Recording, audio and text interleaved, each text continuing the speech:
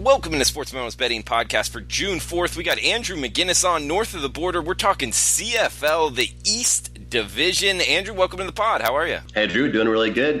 Just about 1 week away now. We had a little bit of a sample size, saw some preseason games over the weekend. Actually gave out some plays on Twitter, got a few winners for anybody checking out the Twitter free play section for Sports Memo. So that was great. And I'm just looking forward to the season. 1 week away, I'm getting excited, getting anxious, and the research is getting really fun now. So I'm doing great, Drew. How are you?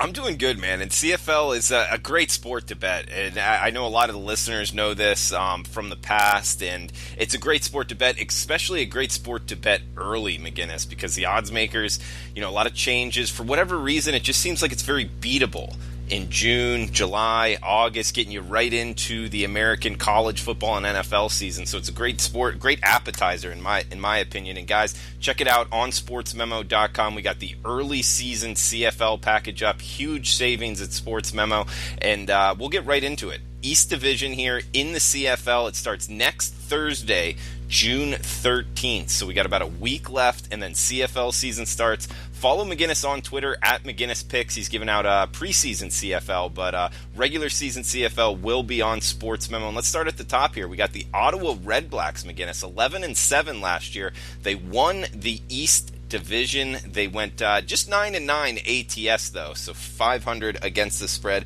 Over under 7-11. They trended towards the under. What are you thinking here for the Red Blacks this season? I find it really funny, Drew, to look at the East Division. It doesn't really get old looking at this Eastern Conference and seeing that there was only one team that had a record above 500. So you look at this Red Blacks team, sure, they looked good for an East team. Other than that, they weren't anything really to be too proud of, and that was anything that special. 464 points for, 420 points against. The biggest thing for this Ottawa Red Blacks team coming into this next season, they're going to be heavily reliant on their defense. They were in the later half of last season, and it's going to have to be their backbone here once again. But it's been actually a very interesting preseason and training camp for this Ottawa Red Blacks team. As we all know, they lost their starting QB to the Edmonton Eskimos. Trevor Harris is no longer with the Red Blacks now, so it's now a battle between Dominic Davis and Jonathan Jennings. And if anyone's followed me throughout my CFL handicapping and about talking about anything to do with the CFL, I have not been a supporter of Jonathan Jennings. I'm sorry to say it, but he's a guy that's been the least consistent quarterback in the league in the past several years. He doesn't make plays in clutch times, and I think he just questions himself too much. So we saw a quarterback battle this past weekend, and I kind of want to just go over that really quick. Davis, 3 possessions, 71%, 2 scoring drives, 2 field goals. So 5 of 7, 118 yards, 62 yards coming from 1 pass to Caleb Hawley, and that was impressive. I mean, Davis looked very comfortable out there, and he's actually now been named the starter for their opening game. So kind of good to see the coaching staff get that out of the way early and name him as the starting quarterback. But the coaching staff said, like Jonathan Jennings has been in that backup spot before, and he's worked his way out of it. So it's great, especially in the CFL. I talk about this a lot. You and I mentioned this last week. It's great to have that 1-2 punch and be able to have backup quarterback that's able to come in. Jonathan Jennings on just 3 possessions, 1 scoring drive, 4 of 8 passing, 75 yards. And Caleb Hawley also caught a big pass from him for 39 yards. Also great to see John Crockett stood out at the running back position, 54 yards, 7.7 yards per carry, and 2 10-plus yard runs. So this team's going to be dangerous again, Drew. Don't get me wrong. This team will be up there in the rankings with the Eastern Conference. They got guys like Rhymes, Langford, and of course, can't forget a guy like Brad Sinopoli, who's going to be heavily relied on to lead this team as far as just his experience goes as a receiver. And I can't forget Hawley, a guy I mentioned there with 2 huge catches in the preseason. So this is going to be a team that'll be up there at the top of the Eastern Conference, at least competing for that top position once again this year. And McGinnis, you bring up Dominic Davis. Is he going to start? He is 100% listed as the starter now this year. So, like I said, it's great to see them kind of label that early. I like the fact that they got that out of the way early, and it makes it a little bit more of a battle. If Jennings wants to get in, he has to prove it. He has to, any chance he gets, he has to prove his worth. And I'm kind of happy for Davis because he's really worked his way into that starting spot. Yeah, in a lot of college football fans out there, if they're listening, have they would know Dominic Davis from ECU. Man, he was a star in college. He ran that offense. They were scoring points all over the place. The kid from I believe he's from the middle of Florida, Lakeland, and which is a high-powered high school program. So he's got some good pedigree. Okay. I mean, he's tall, athletic. He can throw the ball. I'm surprised he's not in the NFL. I think he had a brief stint with the Falcons, but for whatever reason, he finds himself in the CFL. I would have him as a bet on, man. What are you thinking of this offense here with him running it? Well, I'll tell you, I don't know as much about him. Clearly you know some about him that I don't know, but he looked very confident out there. And like I said, reading those stats, I know it is preseason, but a lot of times I think versus a lot of other sports, the preseason for CFL can dictate what you do see in the first couple of weeks of the regular season. And it seems to me he's comfortable, escaping the pocket, running around. He's very agile, very versatile. But as we saw, he has an absolute cannon. He can throw. And that's what you want to have in the CFL. And, for a guy that just comes in and hasn't really played too much with the team, you want to be able to show that confidence. And, that huge toss he had, 62 yards, was on the first play of the game, Drew. So that shows a lot of, for lack of better words, shows a lot of balls, coming out and just with that huge toss right away. Yeah, absolutely. He's a pretty talented guy. I would look for Ottawa to be putting up some points, maybe looking to bet him over or just bet on. In the East Division is way down, like you touched on, McGinnis. If you took Ottawa and put them in the West Division, would they be at the bottom, somewhere in the middle, in your opinion, at the top? Where would you put them finishing in the West Division? The West Division is really up for grabs this year. I mean, I literally think any team besides Edmonton could probably finish at the top, and that's no joke. But I think Ottawa would be a middle of the pack team, probably in the Western Conference, Western Division. And it's interesting you mentioned, betting, either on Ottawa or betting on the over. And I talked about how great their defense is. So if Davis can come in and really electrify that offense, they're going to be a team to be scared of, because their defense stepped it up big time. They were allowing, minimal like 20 points or max 20 points per game near the end of the season last year. So if Davis can come in and really control the show, they'd be in a really good standing. Yeah, it might be more of a bet on with that defense for sure. We got next team up, the Hamilton TigerCats. The TigerCats went 8-10 last year. Straight up against the number, went 7-10-1 and 10-8 towards the over. So pretty much middle of the road all the way down, slightly down in terms of straight up. They did lose some money for their backers every game, 7-10 ATS, and slightly trended towards the over. But pretty much the odds makers had them pegged pretty much right on last year for the TigerCats. How do you view them this year? I look at this Hamilton TigerCats team. I mean, first of all, they were one of, if not the most productive offenses in the league last year. This is a team that you really want to watch. Plain and simple, if you're a fan of football, you want to tune into a Hamilton TigerCats game. This 513 points for it, that's better than any team in the East by far. But the thing about this team, Drew, along with that 513 points for, they also had 456 points against. And that's one thing that really worries me about this team. Can they get things together? Can they become a better defensive team? And I don't know if they've done that over the offseason. I don't know if they've really worked on that. I think the biggest thing for this team has really just been putting more and more pressure on Jeremiah Masoli. And I think you and I have talked about him in years past together about how he can really control an offense. And, they've got the weapons. They've got guys like Brandon Banks, Jalen Saunders, a running back like Alex Green, all signing extensions, along with a guy like Luke Tasker. This is a team at the end of the season last year that really came together. And this is the word I use a lot when I'm talking sports, that when I'm handicapping, is depth. And this team, out of any other team in the East, has more depth. I mean, you look at the receiving position, running back, even on the offensive line. I will say they got a lot better on the offensive line. Their main job should be to protect Masoli each and every game. And if they do that, they prevent him from getting in some stress and being uncomfortable. They're going to be in really, really good shape here coming into this one. I do see the Ottawa Red Blacks dropping and the Hamilton TigerCats taking that number one spot this year. Good stuff, McGinnis. And guys, coupon code CFLPODCAST at checkout will take an extra $100 off at sportsmemo.com. So you can get Andrew McGinnis's CFL All Access through the Grey Cup That's a lot of time to be getting plays here. We have it discounted to just $4.99. You can get it for $3.99 now using the coupon code CFLPODCAST, which we will keep active here until the start of the season. Start of the season is Thursday, June 13th, so about a week away till kickoff of the regular season. And we'll move down the line here, McGinnis. We got Toronto. Last year finished just 4-14, so bottom of the barrel here in the CFL. 6-12 ATS. They were burning money last year. Over under about 9-9. So at least totals wise, odds makers had them pegged correctly. But what are you thinking here for the team from Toronto? It's tough to see with this team here, Drew. This is a team that went from first to worst from 2017 to 2018. They went into the 2017 Grey Cup as +7 underdogs, ended up winning that game outright, 27-24 against the Calgary Stampeders. And like you just mentioned, I mean, the following year, putting up 4 wins. That's tough. That's a tough pill to swallow, especially if you're a Toronto fan. You go from kind of bringing some hope to this team.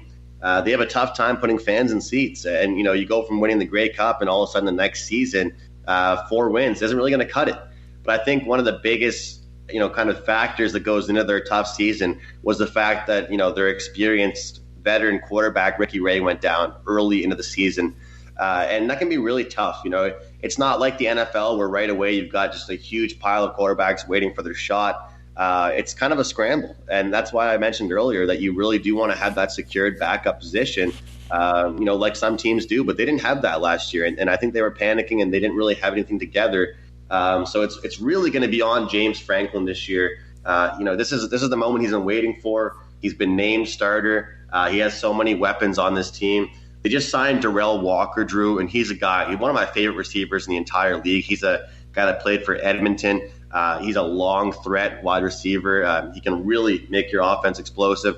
Along with a guy like S.J. Green, this should be a team that that should be able to put up some points this year. But not only just on offense, they improved a lot over the offseason on defense, picking up a guy like Makai Aw and Toby Ating. I'm sorry, I can't pronounce his name very well, but they really picked up things on defense over the offseason. And they also have a guy like Sean Lemon, who's known to be pretty much the best defensive player in this league. So it's CFL, man. Things can really turn around. And I think as far as the Argonauts go, their year is really going to get better. And I think the East is going to be a lot more competitive. I mean, we've touched on this a few times already today, but when you look at it, you have the Argos 4-14, the Montreal Alouettes 5-13, Hamilton TigerCats 8-10. I think this year we're going to see a lot better of a blend and a lot more a distribution of wins throughout that East division. So I think the Argonauts overall, the best thing they did over this offseason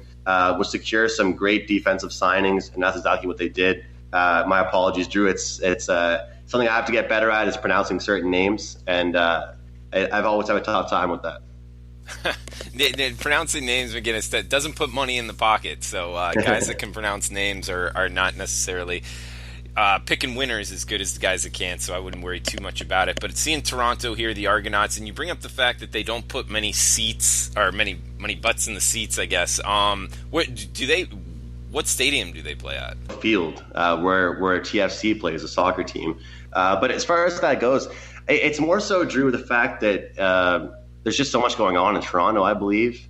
And that's why it's hilarious, because I talk to a lot of people that live in Hamilton, and they talk about how popular the TigerCats are, how many fans they get per game. So maybe it's because they're kind of just right in downtown Toronto. There's already so many things going on. Whereas in smaller places, like let's say Saskatchewan, they sell out every single game pretty much because, no offense if you're living in Saskatchewan, but there's not as much to do. And hopefully I don't get any flack for that, Drew, but that's a little bit of a Canadian joke there.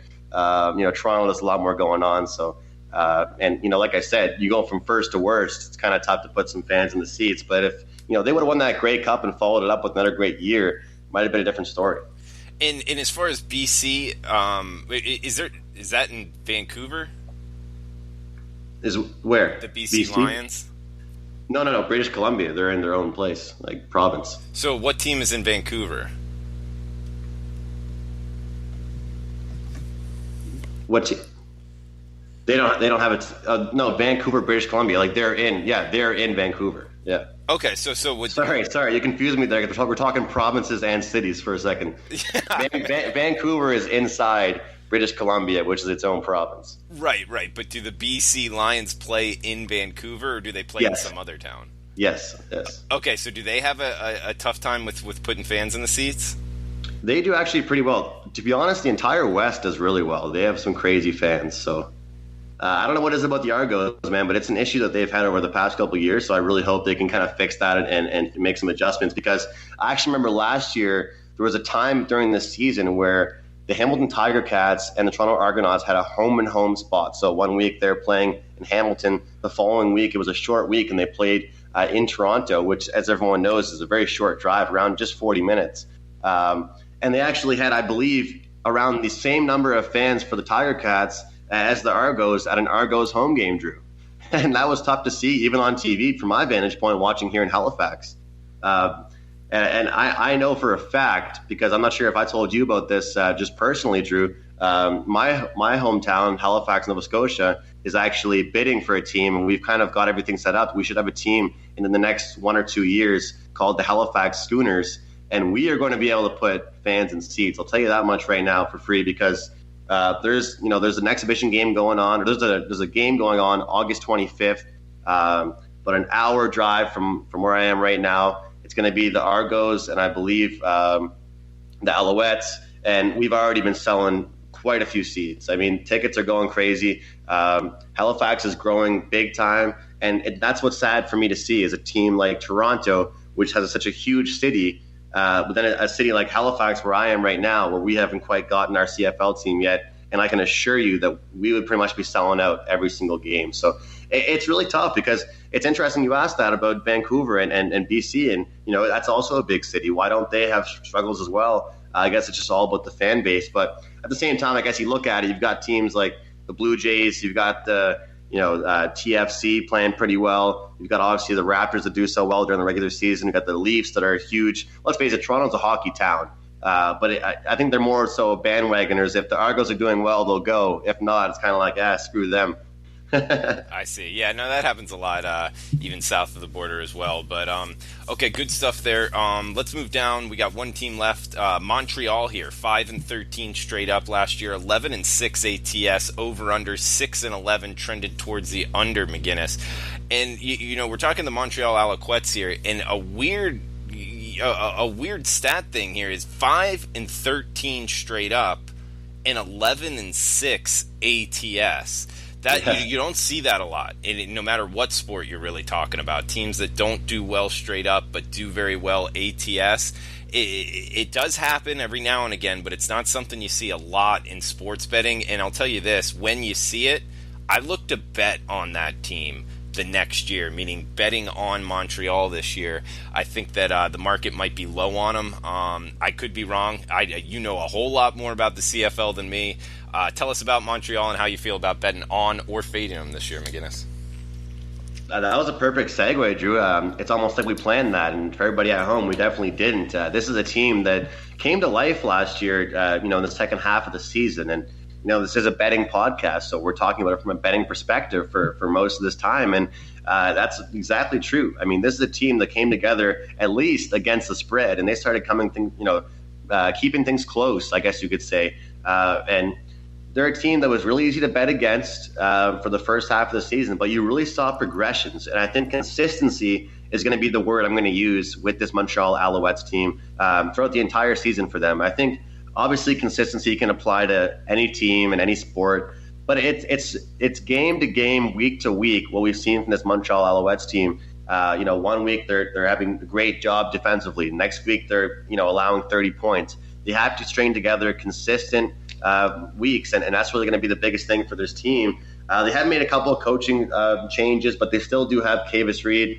at the offensive coordinator position, and he's picked up things up on his team as well. I mean, this whole pretty much team has went through a lot. Johnny Manziel, of course, no longer with the Montreal Alouettes, and that's kind of been a huge story. That's dominated headlines all offseason long. People have talked about the state of the Montreal Alouettes. They are now owned by the CFL, Drew. They do not have any owners, really. They sold the team back. So that was kind of a worry. What's this team going to do during the offseason? How are they going to make themselves better? Well, one thing they did, they made sure to secure a little bit more of defensive presence. They signed Taylor Loeffler, a UBC guy who was great kind of in the U Sports games. And, he's been great now in the CFL. And he's a tough guy. He's a defensive end, and I think he'll make a presence for this team. And a guy like Bo Lacombo as well. It's a guy that's kind of the same story, and I think he'll really help, add some grit and some aggression to this defense. And when you look at a guy like Antonio Pipkin, he's a guy that was in that battle with Johnny Manziel throughout most of the season last year.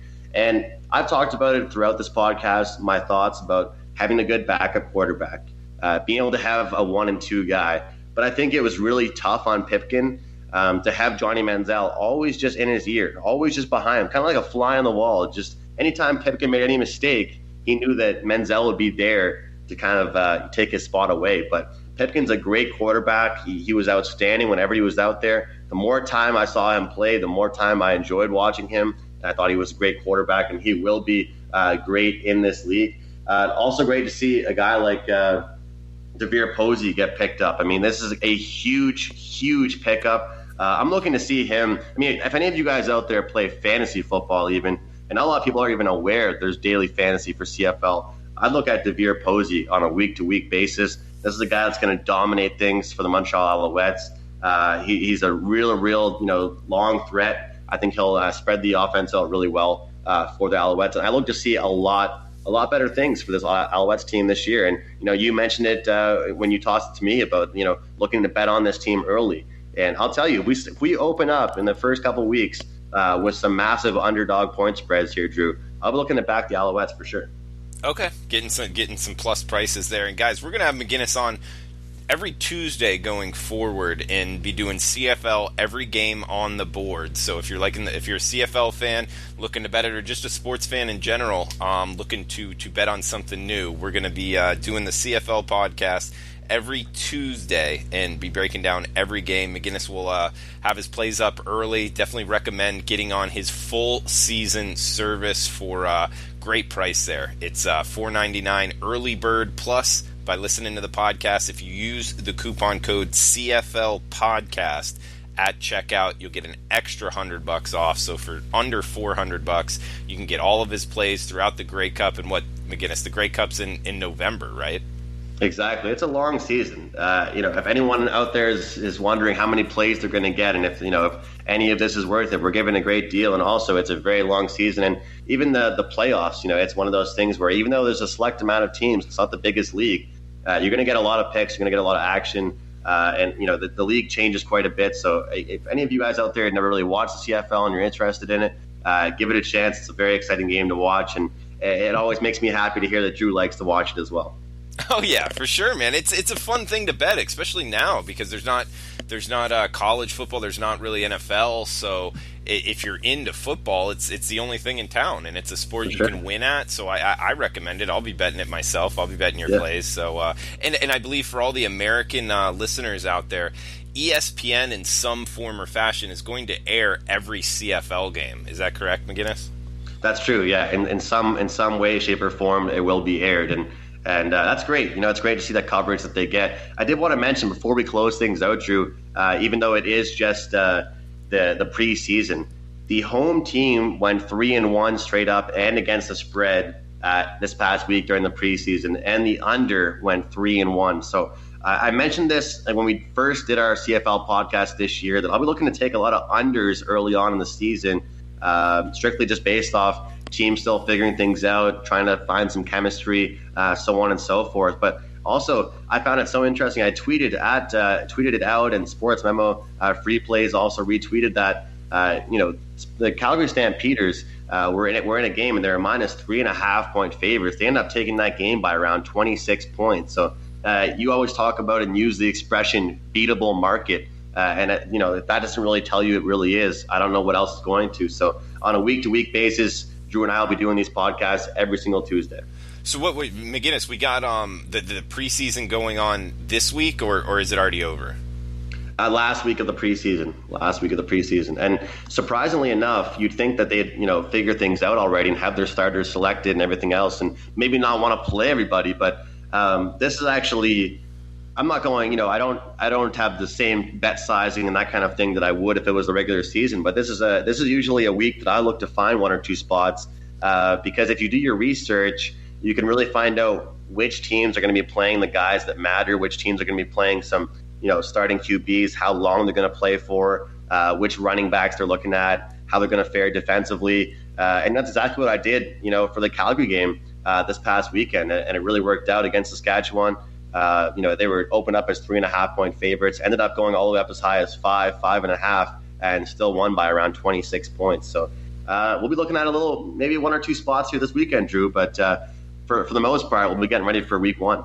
Okay, so do you have any plays out there now? Any free plays for the podcast, or no lines out yet? Just with the preseason, they take a little bit longer to get the lines out. But follow me on Twitter, and we'll definitely be posting them this weekend. Okay, and that's at McGinnis Picks. You can also follow at Sports Memo Free Plays for any CFL preseason free plays out there. And guys, make sure to check out sportsmemo.com, McGinnis's handicapper page, and use the coupon code CFLPODCAST at checkout for an extra $100 off. For under $400, you can get every play he releases in the CFL throughout the Grey Cup in November. That's a lot of action for a good price there at sportsmemo.com. McGinnis, thanks for the time. Guys, we'll be back with McGinnis next Tuesday breaking down every game on the board in the CFL for week one, so stay tuned. Best luck with your bets.